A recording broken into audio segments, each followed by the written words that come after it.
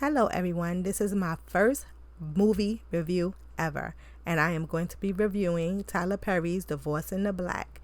It is going to be heavy spoilers, so I'm giving you that little warning right now. Turn it off if you want to watch this movie or if you haven't watched this movie yet. Everyone else, woo, we have a lot to discuss. So if you like my content, please like, comment, share, and subscribe. Okay, so what is Tyler Perry's Divorce in the Black about? Ava, a young bank professional, is devastated when her husband abandons their marriage.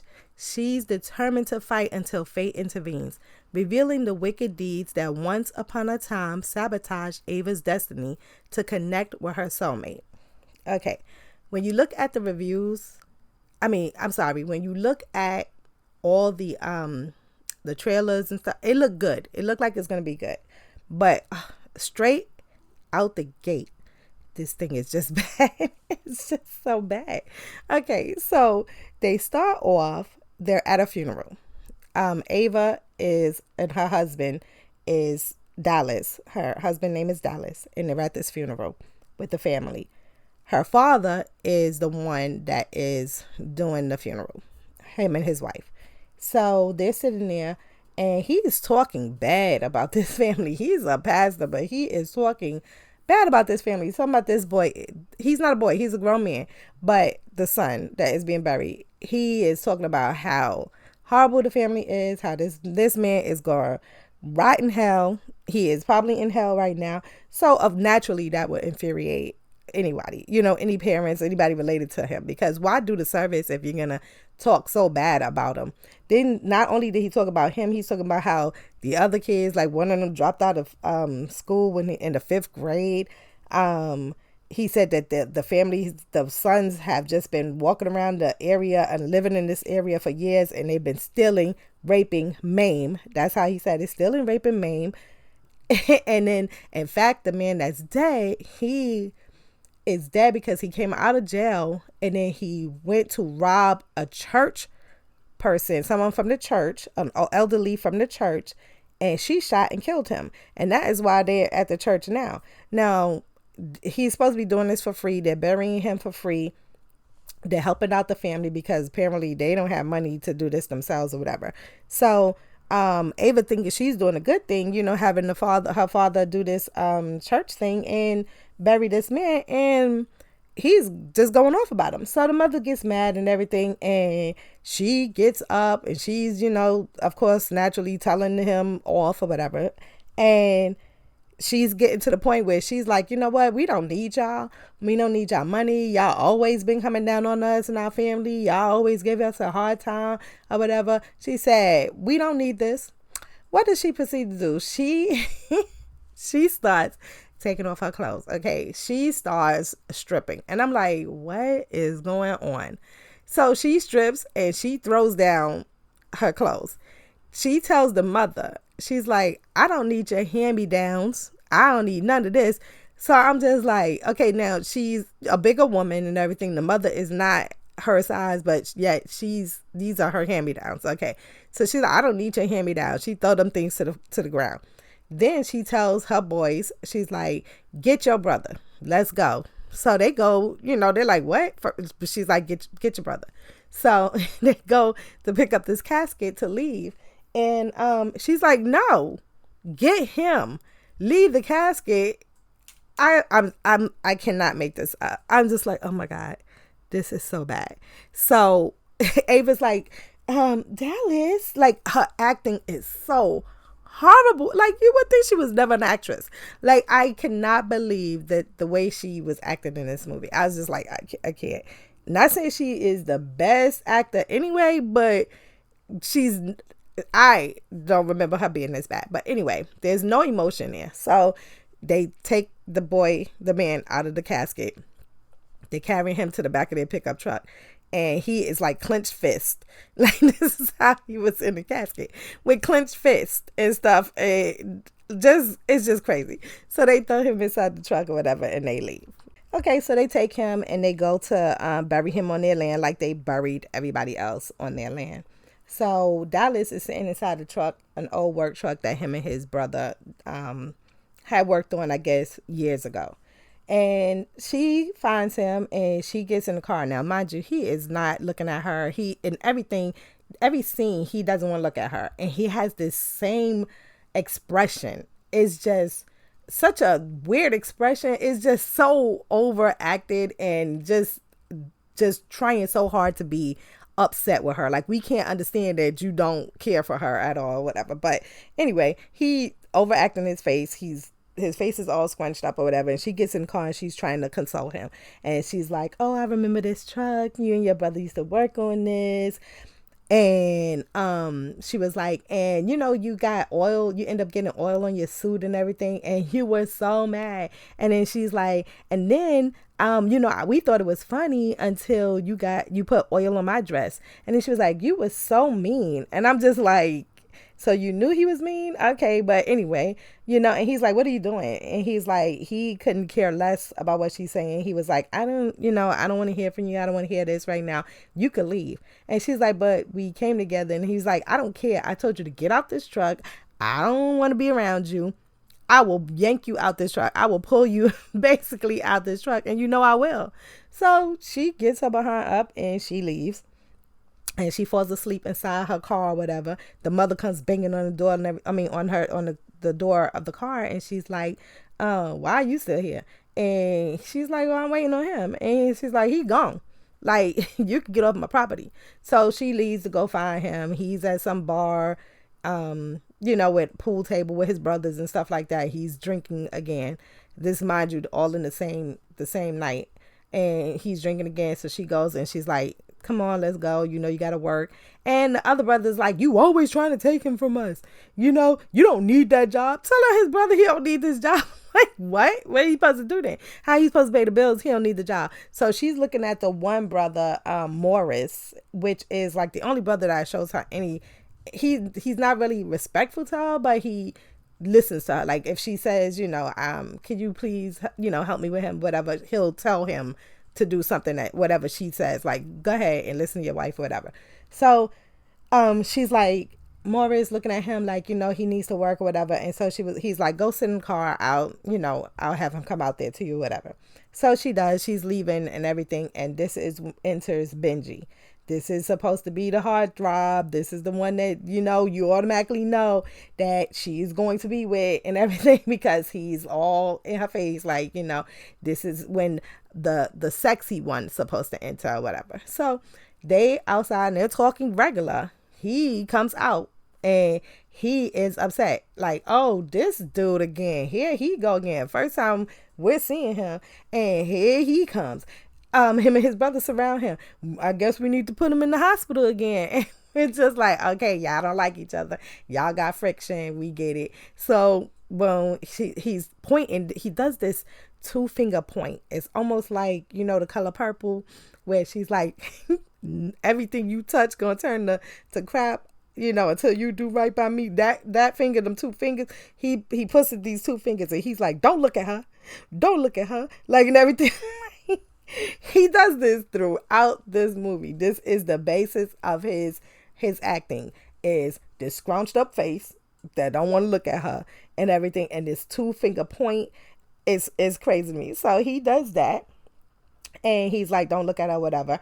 And then he's been drinking, of course. So now they're going to leave or whatever, because the bar guy, he pulls out a rifle. He's like, y'all not about to do this in front of my establishment. Y'all got to go. So, boom, he goes to the car and she's going to get in and, to drive. And he's like, what are you doing? Like, he's, pushing out the way so he could drive. And she's like, you're not going to drive. You drink. You've been drinking. Like, you're drunk. And everything. He's like, I'm driving and everything. So she looks at Morris and Morris is like, give her the keys. She's driving and everything. And he's like, what? Like, no, she's not and everything. And he's just like, I'm the older brother now and everything like that. And I'm like, well, you would still be the older brother. What? Like, who's writing this? Like, if your other older brother died, don't mean that you get to step up into that position as another older brother.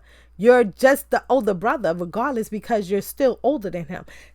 That's neither here nor there, but that's just a little bit of how stupid the writing is or whatever. So he, she's like, you already lost one brother, please don't lose another. And I think so he's like, she's gonna drive, and I think they fight or whatever. He puts him in the passenger seat and everything for her to drive off, so that they could get home safely. Okay, so later that night, Ava is waking up in bed or whatever, and she's looking for her husband.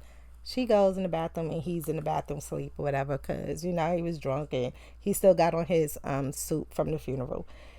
And she's like, come on, let me get you to bed and everything. And then he's like crying, and he's like, what? No tears are shed though. So I know you might think when I said crying that he'd be crying, but no, he's not really crying. He's doing the cry voice, but he's not crying. So he's talking about, oh, I ain't shit. I ain't never gonna be shit. And I hope this doesn't get taken down because I said that, but anyway, and he's like, I'm not nothing. Why did you marry me? And all of this stuff. And you're thinking like, yeah, true. Why did she marry you? Because like at no point in any part of this do I feel like any type of connection, love, or anything. And this is, mind you, they're supposed to be together since what, she was 17 or something, or like childhood, or she had this crush on him, and it's bad. It's like you feel no connection there, whatever. And when you're watching a movie, you have to care about the people in the movie, like the story they're telling you. You have to care and have emotions for them for it to be even a good story at all. And you just don't care about any of these people. Like, it's whatever, at least for me anyway. So then he's crying, and he's talking about, she made me do it. And she's like, what are you talking about? Oh, she made me unalive my father. I'm saying that because I don't know if I'm allowed to say the actual word, freedom of speech, right? But anyway, she made me unalive my father and everything. And she's just looking like, what? Like, okay, let's get you to bed. She's, of course, I love you, and all this stuff. She puts him to bed or whatever. Next day, she wants to talk about it. She made him breakfast and everything. He don't want to talk about it. I don't know what you're talking about. I ain't said nothing to you. So she's driving to work with her best friend, and she's telling her best friend, and everything. Every time, something happens, I get a little bit more of what's been done to him. So now we're supposed to feel sorry for him because of whatever went down with his mom and stuff like that. Yeah, no, we don't get any story to care. Like, that little piece, you would think it would go somewhere, but no, we found that out for no reason at all.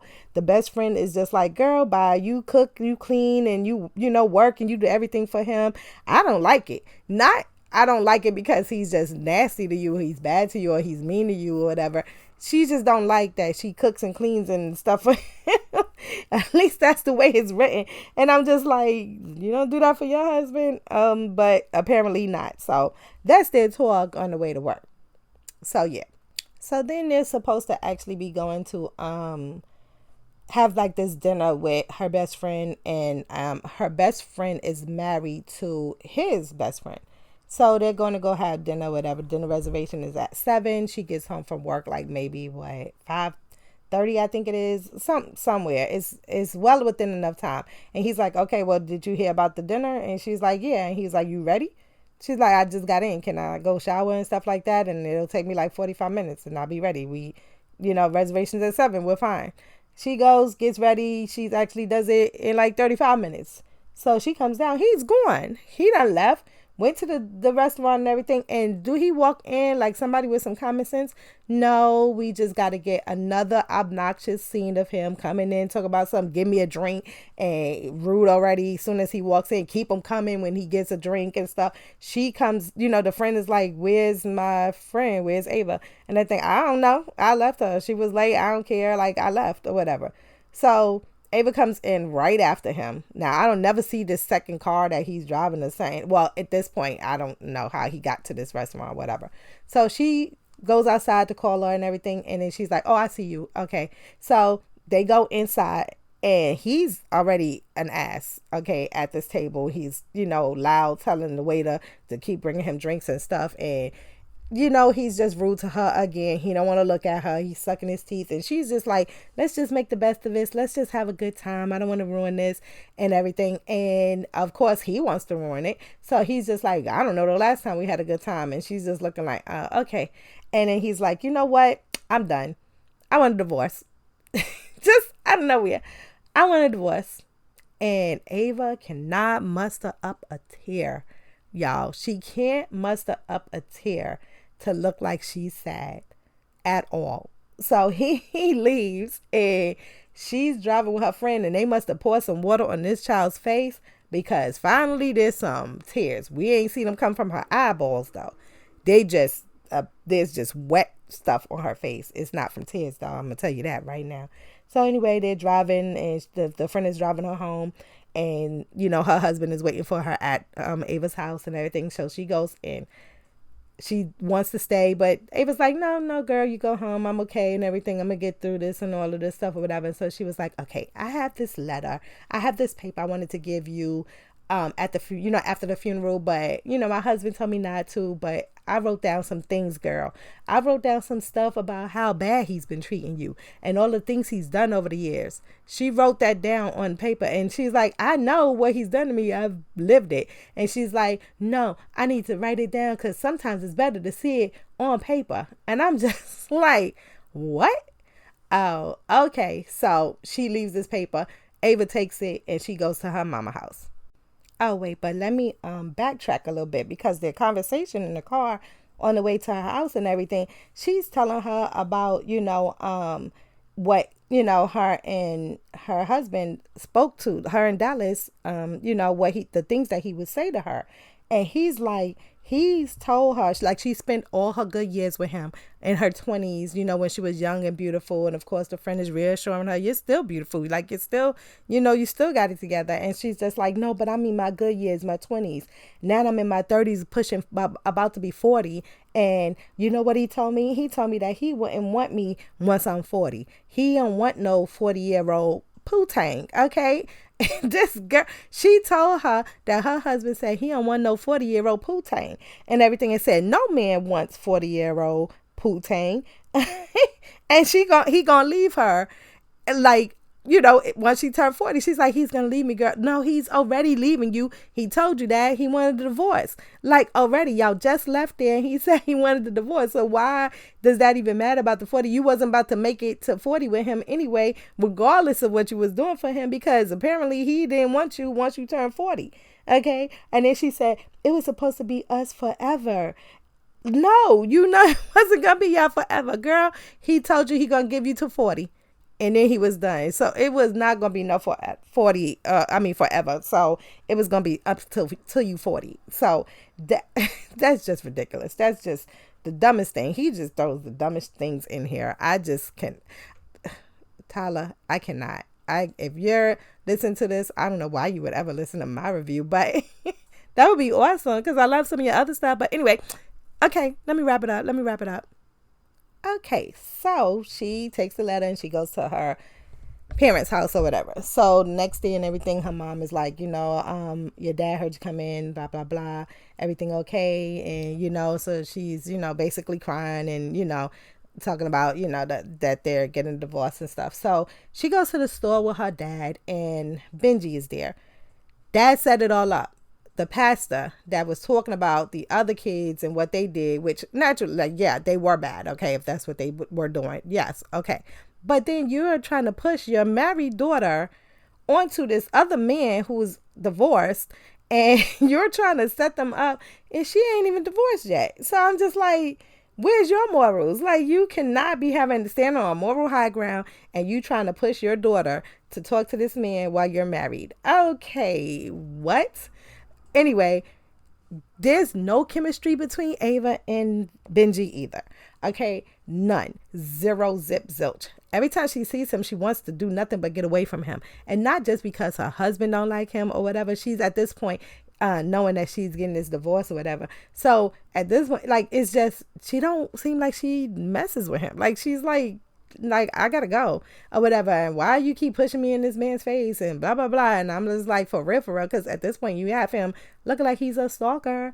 Like, that's not cute. So anyway, they have Benji in these like cut off shirts, like the arms are gone, so that you could just see that he's a muscled dude or whatever. But okay, it's just weird. It's weird to me. Sorry, it was just weird to me. But anyway, they go to the store. He's there. She finds a way to leave or whatever. They get back to the house. And the dad is like talking about, how he treats her mom, and, the love that's there, and that's how she's been raised or whatever, and everything. And then he's like, I want to show you something. So y'all, he pulled out this VHS and he puts it in the VCR and he presses play, right? And the first little scene is like her when she was young, I'm guessing with her best friend, and they at the park playing and counting and everything. And they start laughing and giggling and stuff like that and all. So he fast forward like a couple of seconds. And then it's like she's at a spelling bee. Like, she won her spelling bee or whatever. I want to say maybe she's in 6th grade by then or something. So then he fast forwards a little bit, right? And then she's like Miss Teen, like she's winning some type of Miss Teen ribbon thing or whatever. They're smiling and laughing and everything. He fast forwards again, and she's winning like a race, like, she's, I guess, now going to college or something. She wins her first race or whatever. Mind y'all, it's the same VHS tape, and he's fast forwarding like 5 seconds. And then, so I'm just like, bruh. So now he fast forwards again and everything. She's going to prom, it looked like, or something, and she doesn't look happy at all to be going to prom and everything. She's just like, whatever. So the next thing, he fast forwards and everything. It's the wedding, y'all. The wedding day. All of this on the same VHS, one after the other. He just caught those moments. That's it. There was nothing else on that VHS. He only caught these moments. Like, think, like, who is right? Like, why is he writing this? And y'all, none of the actors thought that was weird. Like, y'all don't have a say so or something, like no feedback or nothing, but y'all read the script. So I don't know. So anyway, so now they're they're at the wedding and everything. His mom is up in Ava's face and everything right at the pulpit. And she's, why you marrying her? She's not going to do nothing but bring you turmoil and all of this stuff. Like, as if they bring good anyway. Like, they are tyrants by everybody in the town that's done said that they are horrible. So why you care? Like, what is you talking about? Like, this is the best thing that's happened to him. But anyway, she smacks the flowers out her hands. And child, if that was my child, the next scene he would have caught on that VHS is a whole different scene. But anyway, that's just me. But anyway, she smacks the flowers out of her hand because it's always over the top for him in his movies. It's always over the top. So, and then her husband's like, Mom, why are you doing that or whatever? So yeah. So then he's saying, okay, so Ava, I'm showing you this so you can see that you used to smile and you don't smile anymore. You're not smiling at any of these after you've met him. And I'm just like, but she got married to him and everything and was with him for all these years, and there's not one happy moment. Like, I just, it's just unbelievable and everything. And then he's talking about, I looked through all the tapes. They're all like this. I'm like, what tapes? What VHS is the same one, bro? You ain't looked through anything. I don't believe you. I don't buy your story, sir. Absolutely not. Okay, so they go to this church. They go to church, and Benji is there and stuff like that and all. And she keeps running to him. They have like this bake sale, and he has a daughter, and he's telling her that, I've gotten divorced. If you need any help with that, and to get through it and everything, I'll help you and stuff like that. And I've been through it. So he told her that at the store, and he's telling her that again. And we get it. You've been through a divorce and everything. You want to console her. That's all you want to do. Okay. So anyway, they meet up or whatever, and they're at his truck. And of course, I'm skipping a little bit. They at his truck and everything, and still no chemistry. And she starts drinking, and she's like, he's her first and her only. She's never been with anybody else and everything like that and all. And so he's trying to console her, and then she's like, I want to be with you. I want to sleep with you. So she tries to, make a move, and he kisses her forehead. And he's like, and she's like, oh, way to make me feel attractive. And he's just like, no, it's not that. I'm so turned on by you. And if I'm going to sleep with you and everything, I don't want it to be out of revenge. I want to be the only one on your mind, and I want you for myself, type of thing. So she's like, oh, like looking at him like, oh, that's amazing. Like he, really cares about me, whatever, whatever. So they stay together for the rest of the night and everything. So then the next day she's at her job and they just minding their business, her and her friend, and the friend sees he walks in. Well, they both see that he walks in, and she's just like, what are you doing here? Like, you got to go and everything. And he comes to her loud, yelling at her job, talking about, son, you were supposed to be signing these papers. I messaged you 7 times and you ignored my messages, and don't play with me. You better get down there to sign these divorce papers, and you need to be there at this time, whatever, and bring your lawyer. And the friend is like, you got to go. Friend is like, you got to go. Actually, I like the friend. She was the only one that her and her husband kind of like, her husband kind of was lame, but she would be like how a friend be, because he was like, he did them 2 finger points, and he called her out her name, and he's like, you want to lose your job? And she's like, F this job. I don't need this job, boy. Bye. Get out of here. Bye. And everything. Right. So he leaves and everything. So she actually goes up there and everything, and as she's walking in at this, no, mind you, the best friend is like, oh, you need to get a restraining order against him. This is not cool, blah, blah, blah. So they go to sign these papers and everything, and Ava's done. She's at this point like, I just want to sign. I don't need no lawyer or whatever. And, there was a scene at the bank, and the girl says, the best friend was like, I wouldn't sign nothing. I would take him for all he's got. Okay, and she's like, what all he's got? This is how they're talking. 2 adult women. I would take him for all he got. And this one, what's all he got? Not what all he had. What does he have that I want? Like, what's all he got? Okay, so anyway, they go to sign the divorce paper, and they sign. She signed. She's like, where do I sign? And he's like, you don't have no lawyer and everything. Now, mind you, they all stood up. The men stood up besides her husband. When she walks in, he scoffs and does that little look to the side like he didn't want to look at her again. And then, so she's like, okay, so where do I sign? He's like, you don't see me? Like, rude. Like, I'm supposed to speak to you and be nice to you, and you've been nothing but rude to me, like, this whole time. Like, boy, bye. And everything like that. So she's just like, where do I sign? She was like, obviously you wasn't raised right, because these 2 men stood up and you was the only one that didn't stand up and acknowledge me walking into the room. So I'm going to sign. So he's just looking like, oh, I guess because of Benji, mind you, because his brothers had sent him a picture of her chilling or talking to Benji or whatever. So that's supposed to like spiraled him into like this thing where he was so pissed and everything that he was still getting a divorce, and the family is so gung-ho about him getting his divorce. You're divorcing her, right? And everything like, okay, calm down. Obviously he is. So then they go, and she signed the papers easily. He's like, oh, Benji must be waiting for you outside and everything. So now he's talking to his best friend, and he's just like, oh, she probably been messing with Benji and everything. That's why she wants this divorce. And he's like, you asked for it, bro. Like, you asked for the divorce, so she's giving what you asked for. Like, it's so dumb and everything. So now he mad, which that could be believable, because now because she didn't put up a fight, you're upset that she don't want you no more. She's fine with moving on and everything. So now all of a sudden you want her. So that is believable, but the way it was written was stupid. So then they leave or whatever, and he's pissed off or whatever. He would do things like show up at her job and everything. Mind you, they got this restraining order because he shows up at the friend's house or whatever. Apparently she had gotten this restraining order already.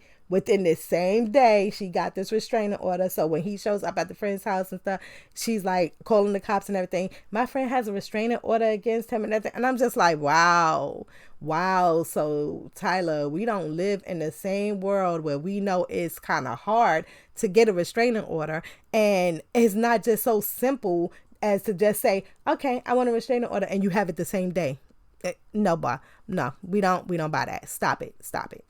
Okay, so then they have like the friend gives her this little gummy or whatever that she's throwing her a party, and she didn't know that she was throwing her party. So she's like, eat this little gummy. We know what that gummy is. So she eats the gummy and everything, I guess, so that she could be loose and hang out or whatever. So she goes into this party or whatever, and into her friend's house, and there's this like little secret party that she had, and these guys, like, I guess it's supposed to be like type of like strippers or like waiters, and they a bunch of buff men, good looking men with their shirts off or whatever, just walking around the party, I guess, giving out stuff. Of course Benji's there, and he is the waiter or whatever, and he's like, what can I give you? She has this cake that's like F you, cake or whatever. And then they start playing like this song, like it's an old song, it's a good song, oldie but goodie, but it's an old song, whatever. And she's like, let's dance, and he's like, I like country music. And so she was like, well, you gotta, you know, branch out. So these guys are just dancing with the guests and stuff, and there's men, female, male, women, and all that's there. And it's not like it's a party with just women. But anyway, they're dancing in the crowd with the people. It was just weird. It was just a weird party. But anyway, Benji finds himself out. Not Benji. Her husband Dallas finds himself outside. He's outside and he's just staring at the house and everything like that. And so the friend goes out there. His best friend like, hey, what you want? And he's like, oh, I'm gonna go in. Like, is Ava in there or something? Like, what are y'all doing? You having a party? You ain't tell me about it and everything. I'm going in. And the friend's like, let me call you a cab because you're driving and you've obviously been, you know, drinking or whatever. And he's like, no, you know, I'm gonna go in and stuff. And he's like, no, you're not going in and everything. So he gets pissed off and, you know, he pulls off or whatever. Next day, the next morning or whatever, no, that night, instead of Benji going home because he supposedly lives a little far away, I'm guessing the distance like an hour and a half, 2 hours or something like that, but they seem to be here and there easily and within like minutes. They're like the timeline for Tyler Perry movies are always crazy. Like 1 minute you're here, next minute you're there. It takes you 2 hours, but you be there in like in a half an hour. It's just so all over the place. But anyway, Benji says, you know, he's going to drive home. And she's like, well, you could just stay the night. You know, I have a guest bedroom. And he's like, no, that's not going to work. I didn't, you know, do anything with you in the back of my truck and everything, even though I wanted to. But this ain't going to work. Like, I'm not saying no guest room. If you want me here, I'm sleeping in your room and all. And she's just like, well, if you want to be here, you're going to have to realize it's just going to be, you know, the hanky panky. I'm just trying to not get my video taken down. But anyway, it's going to be just that, just sex and nothing else because I'm about to be 40. So I'm guessing she's saying no babies here, no kids here. Weird. Anyway, he agrees, of course, and they sleep together. Next morning, she's creeping out her own bed and stuff like that to go to work. Guess she don't want to wake him. And she goes to leave and everything, goes downstairs. And lo and behold, who is downstairs? Her dusty husband, Dallas. So weird. She's like, how you getting here? I changed the locks. Like, how did you get in here?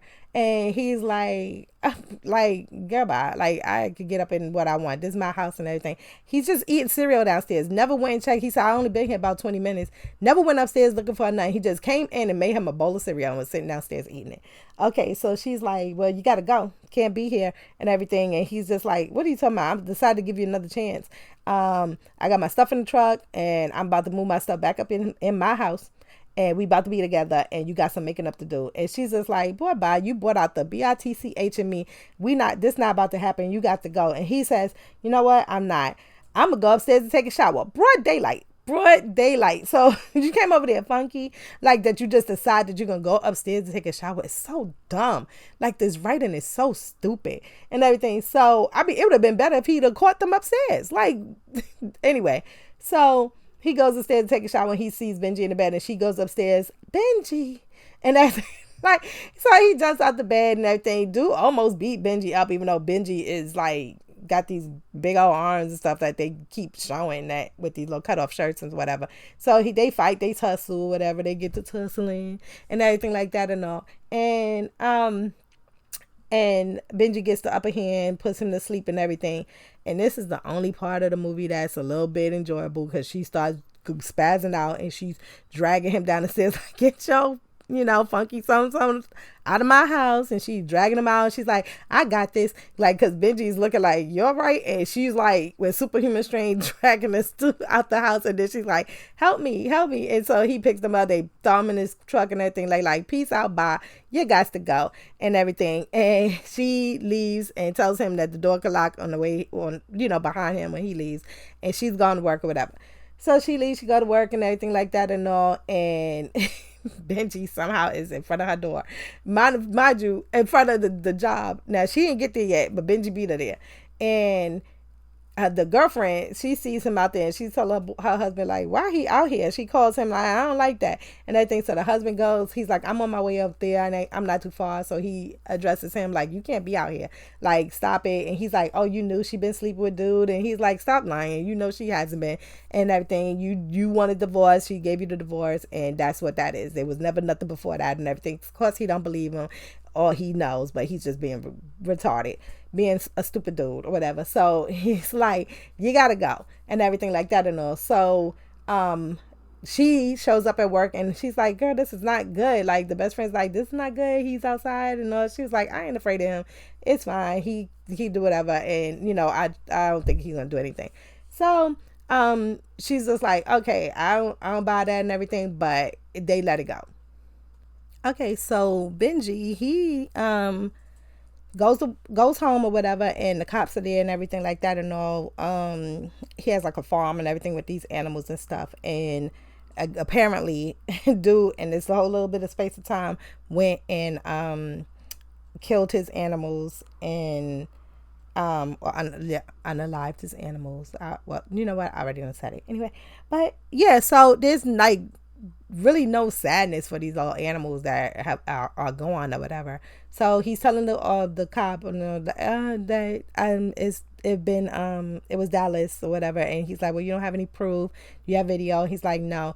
So the father is there also for whatever reason, and then so he was like, yeah, so Dallas showed up at Ava's house and everything, and we had a little fight and stuff like that. So now Dad is like pissed. He's like, oh no, I'm about to head out to Atlanta or whatever. So he jumps in his truck and he's heading out there and everything to her house. Mind you, it takes a little while to get there or whatever, right?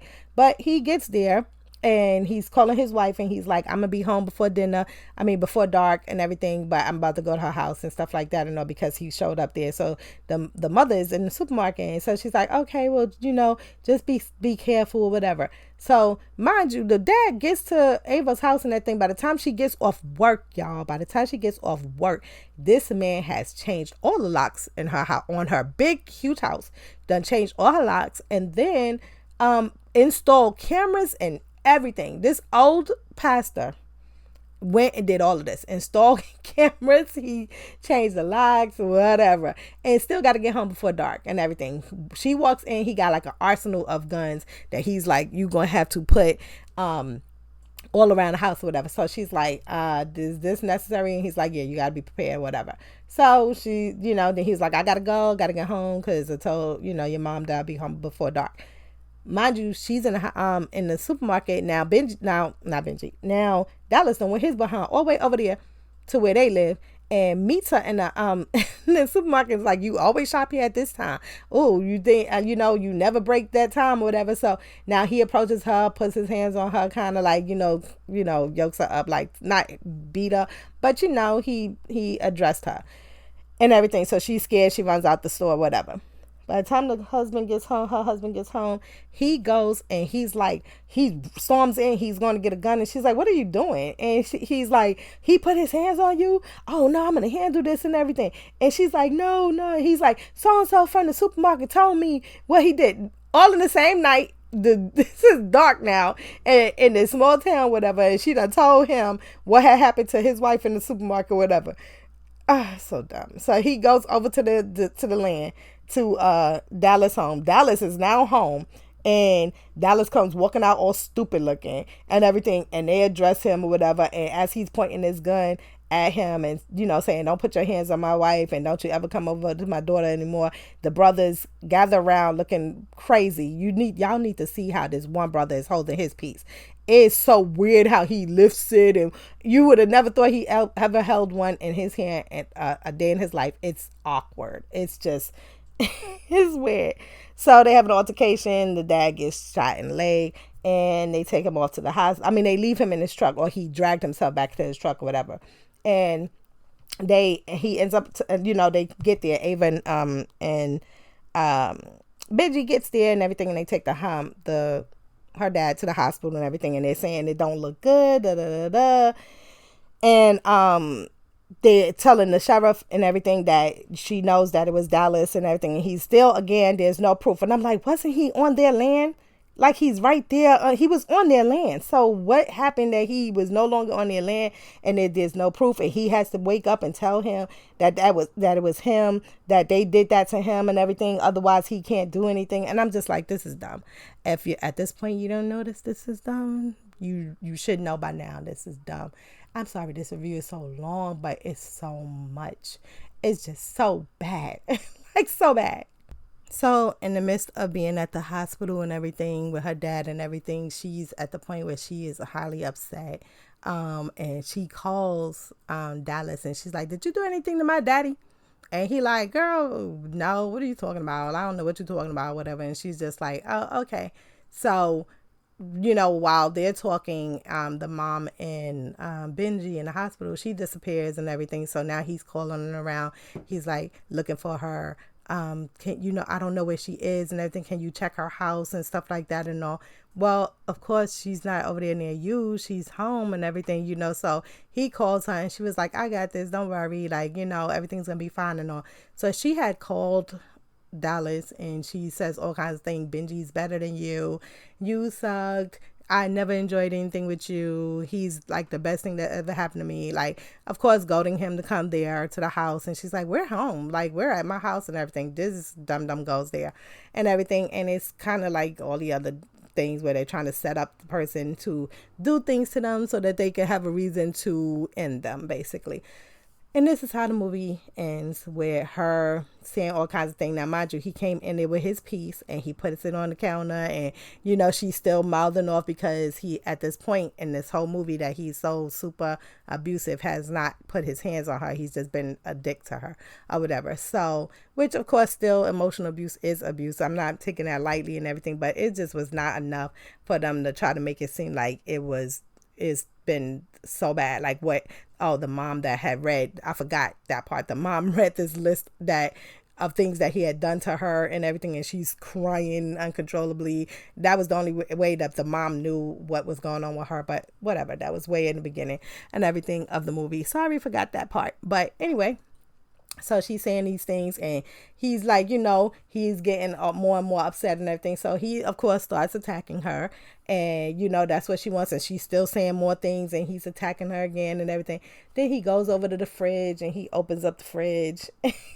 Mind you, this is right when he's attacking her, and he opens up the fridge and he just looks in it. And then he closes the fridge. Like, they have nothing to do. He has no way to act. Like, he don't even know what to do as an abuser or whatever, which I guess is good, right? But would you not study that? But yeah, he opens up the fridge and I'm just like, what is he looking in the fridge for and everything? So she says some more things and everything. He's coming to attack her again. She calls the cops and she's like, "Thank you for giving me everything that I needed and the bruises I needed," because we're not smart enough to put two and two together that's what she was doing. So they have to spell it out for us.